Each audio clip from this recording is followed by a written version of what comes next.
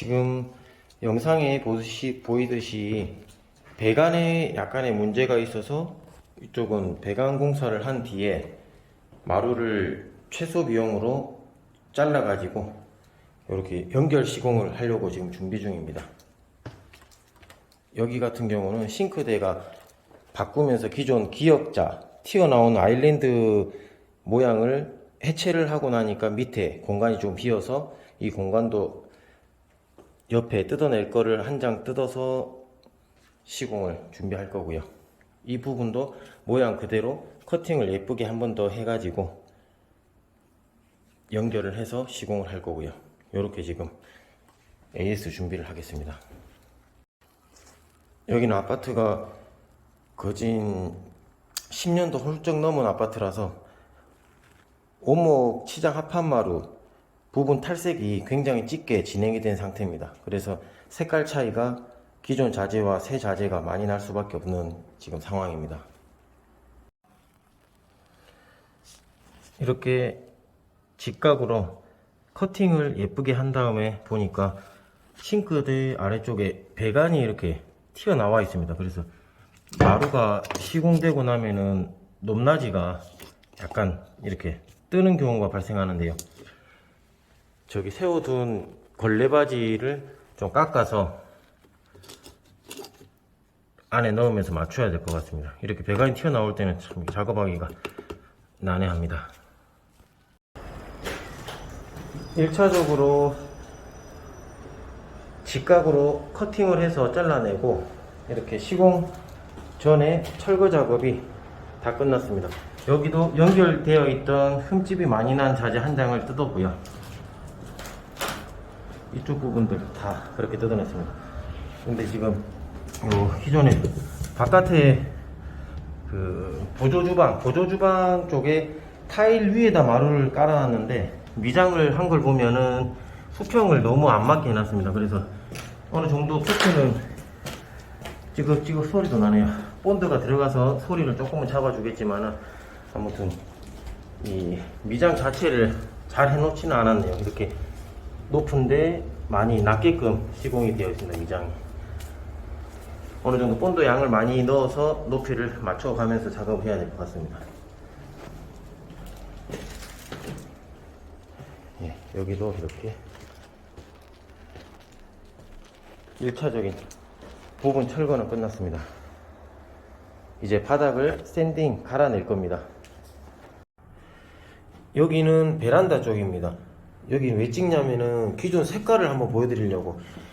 이렇게 처음에 연했다가 이렇게 짙어집니다. 이렇게 여기가 지금 색칠한 게 아니고 매트, 일반 아이들 조립식 매트를 장기가 몇 년간 이렇게 깔아놨던 것 같습니다. 그래서 요 밑에는 짙은 상태에서 깔아놔서 안 변했는데 이렇게 탈색, 태양빛이 계속 들어오면서 진해진 상태에서 또 연해지거든요. 그래서 이렇게 색깔 차이가 보시면은 딱 덩그러니 저렇게 표시 차이가 납니다.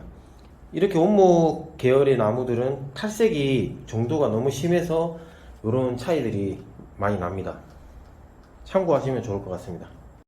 그리고 이 부분도 앞으로 뭘 덮어 놓지 않으면 색상이 여기는 이제 거의 다 탈색될 대로 탈색이 됐고요.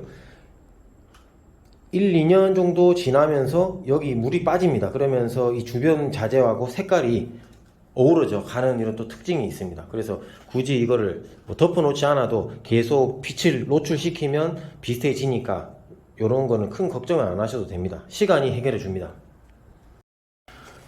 지금은 가시공 중입니다. 본드를 바르기 전에 적합한 무늬와 색상을 맞춰 본 다음에 이렇게 시공을 했는데요. 이 상태에서 여기가 싱크대 아래쪽에 배관을 새로 이었는데 아까 높다고 제가 말씀을 드렸거든요. 그런데 이 상태로 그냥 자재를 얹어버리면 높이가 튀어나오게 됩니다. 그래서 나중에 이 걸레바지 싱크대 가림막이 들어갈 때 높아져 버리니까 안 들어가는 현상이 벌어지겠죠. 그래서 이렇게 자재를 뒤로 뒤집어 보면은 칼로 얇게 깎았습니다. 이렇게 깎으면 이런 부분들은 그대로 높낮이에 맞춰서 들어가게 되지만, 깎았던 부분들은 높이가 높아졌어도 이쪽 부분은 맞고 여기는 더 낮춰지겠죠. 낮춰지면서 수평도 어느 정도 맞아지면서 그 높낮이가 딱 맞아지는 거죠. 그래서 이 마감 자재도 미리 지금 캐놨는데요. 잘라놔서 뒤집어서 지금은 그 상태가 온 상태인데, 이쪽 끝에가 지금 많이 튀어나와 있기 때문에 이 부분을 칼로 다 날려버릴 겁니다. 날려버리면 여기서 딱 들어갔을 때 이렇게 툭 튀어나오지 않고 최대한 밑으로 내려가면서 수평을 어느 정도 잡아줄 수가 있겠죠. 보정을 하는 겁니다. 그래서 여기 밑부분을 제가 칼로 날릴 겁니다. 자, 이렇게 끝에 들어갈 부분을 거의 다 날려버렸습니다. 그리고 이렇게 시공을 해보면은, 나중에 본드를 넣고 시공하면 잘 될 거고요. 이렇게 하게 되면 여기도 쏙 들어가면서 높이가 2mm, 3mm가 더 아래쪽으로 꺾이게 됩니다. 꺾이게 되면서 여기 높이와 이 높이가 최대한 비례가 되겠죠. 그러면서 그 다른 공정에, 우리 건 마루 공정은 아니지만 뭐 또 손을 한 번 더 가는 걸 줄여줄 수 있는 이런 역할을 하는 겁니다. 이래서 마루가 마지막에 작업을 하니까 항상 조금 손해보는 이런 감도 없지 않아 있지만, 거기에서 맞춰서 작업을 하는 것 또한 기술의 일부분이라고 생각합니다. 지금 두 군데가 시공 준비가 끝났고요. 보조 주방 쪽만 이제 가시공이 끝나고 나면은 시공 들어갈 겁니다.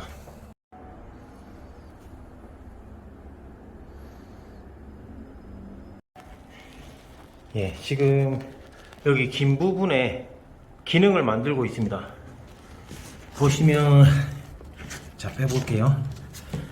새로운 자재는 순놈 튀어나온 거를 순놈이라고 일컬고요. 안에 있는 자재는 앞놈, 안으로 들어가는 자재입니다. 그래서 그냥 새 자재를 넣었을 때는 안 들어갑니다. 왜 그러냐면 회사가 다르기 때문에 이 기능이 높이가 다릅니다. 그래서 넣었을 때 새로운 자재가 밑으로 1mm가 꺼졌습니다. 꺼지기 때문에 대패를 이용해서 이 부분을 지금 다 깎았습니다. 보시면 작업하는 걸 보여드릴게요. 이렇게 여기서 이 원장을 놓고, 이 자재도 지금 만든 자재입니다.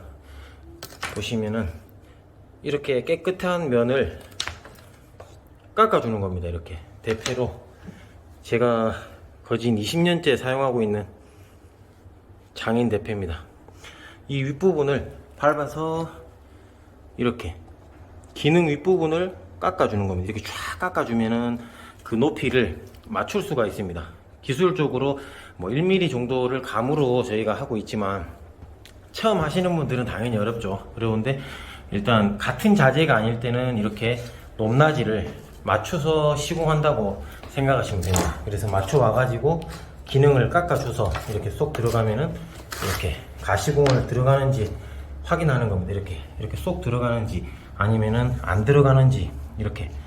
그 다음에 이 확인이 끝나면은 시공을 하는 겁니다. 높낮이도 맞춰보고요.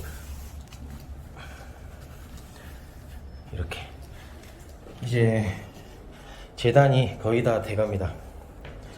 이쪽 부분은 이제 각게 잘라가지고 높이를 맞추면서 시공을 할 거고요. 보조주방 끝자락도 이렇게 가시공이 끝났습니다. 크기를 다 맞춰봤고요. 이제 다 걷어낸 다음에 본드를 도포하고 시공을 시작합니다. 시공 전에 할 일이 참 많습니다. 본드를 바르고 나면은 이제 시공만 할 뿐입니다. 본드를 바른 뒤에 뭘 하려고 하면 시간도 시간이고 주변도 지저분해질 수 있고 변수가 생겼을 때 대처하기가 굉장히 까다롭습니다. 그래서 본드를 바르기 전에 부분 이런 쪽가리 시공들은 본드가 발리기 전에 먼저 이렇게 시공을 해서 문제가 될 수 있는 방법들이 생겼을 때는 찾아서 바로 수정을 하고 이렇게 가시공을 해버리면은 실수라든지 문제가 생길 수 있는 요건들을 많이 줄일 수 있습니다.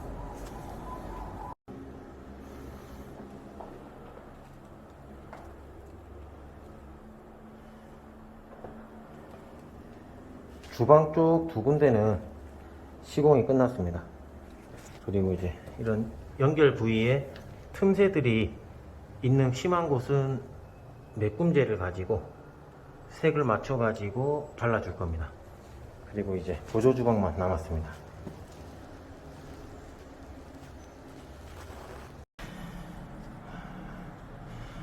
보조 주방 쪽이 시공하기가 훨씬 힘드네요.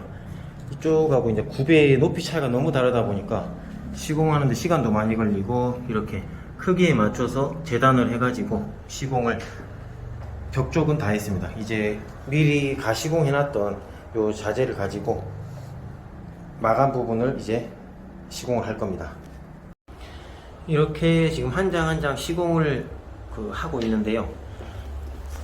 여기 이 부분을 보시면 한 2mm 정도, 2, 3mm 정도가 뒤로 내려가 있는 걸 보실 수 있습니다.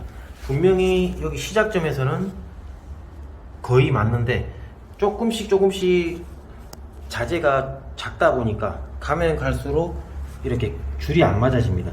그래서 만약에 이런 경우에 지그재그로 공사를 했을 때 굉장한 심한 틈들이 발생하고 시공이 불가한 상황도 올 수가 있습니다.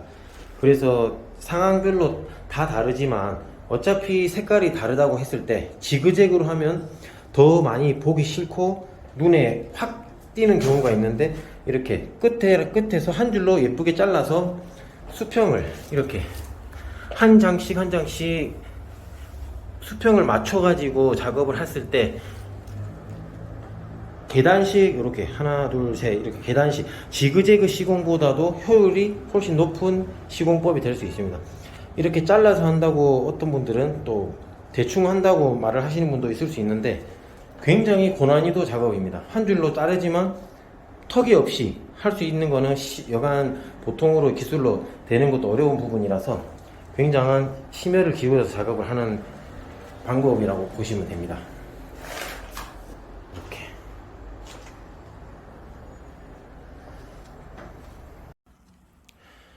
이제 모든 시공이 마무리되고 주변 정리 청소까지 다 끝났습니다.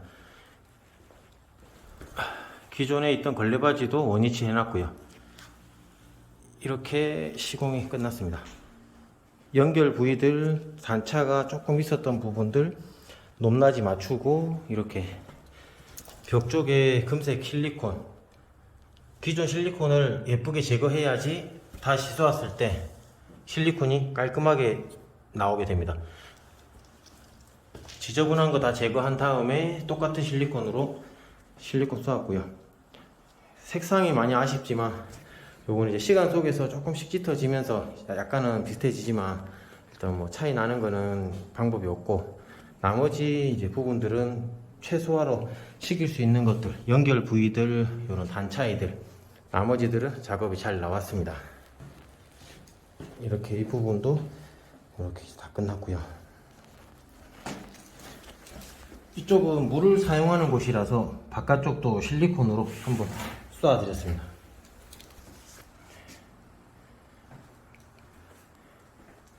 감사합니다.